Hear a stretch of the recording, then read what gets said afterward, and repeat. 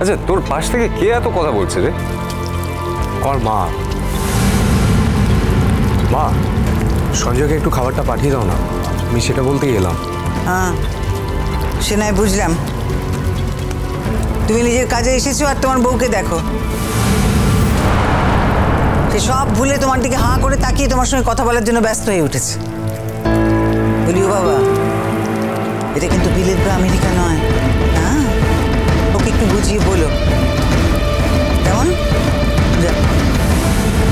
যাও তুমি যাও, আমি খাবার পাঠিয়ে দিচ্ছি তোমার বন্ধুর। মা আস্তে, এইজন বন্ধুর সাথে কথা বলছি তো। আচ্ছা শোন, তোকে কিন্তু এবার আমাদের এখানে আসতে হবে। আমি আরে আমার পক্ষে এখন কলকাতা ছাড়া নেক্সট টু ইম্পসিবল। অ্যাকচুয়ালি আমিও সবে বিয়ে করেছি আর গরিমা এখন প্রেগনেন্ট, ওর দেখাশোনা করতে হচ্ছে, বুঝতে পারছিস তো? সেই জন্য আমার পক্ষে পসিবল হবে না, আমি কোথাও যেতে পারছি না। আরে তাহলে তো ভালোই, তো দুজনেই চলে আয়। কি সম্ভব না? না না না না, কি করে পসিবল? গরিমা তো ট্রাভেল করা একেবারে বারণ। ওকে, তাহলে একটা কাজ কর, দুদিনের জন্য তুই চলে আয়। আমার বউ আর বাচ্চাটাকে দেখবি না?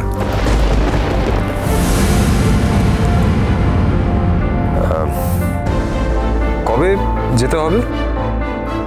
এই তো নেক্সট উইক একটা ভালো সময় আছে, এর মধ্যেই মা মুখ দেখা অনুষ্ঠানটা করতে চাইছে। আসলে আমার বিয়ে তো আমেরিকায় হয়েছিল, প্লিজ উইদাউট ফেল চলে আয়। আরে কতদিন দেখিনি বলতো।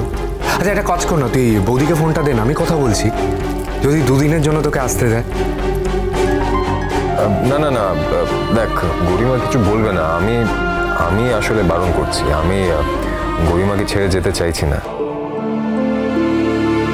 অ্যাকচুয়ালি ওর একটা প্রবলেম হয়েছে তো, সেই জন্য ওর যত্ন নেওয়াটা খুব দরকার। কেন রে, তোর বাড়িতে আর কোনো লোকজন নেই? হ্যাঁ, বাড়িতে তো লোকজন আছে কিন্তু হ্যাঁ, ও তুই একটা কাজ কর না, তোরা দুজনেই চলে আয়।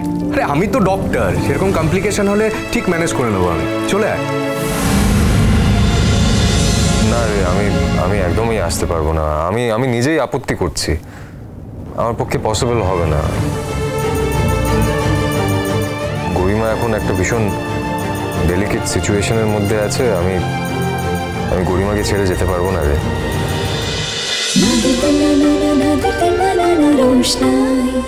স্টার জলসায় ও জিও হটস্টারে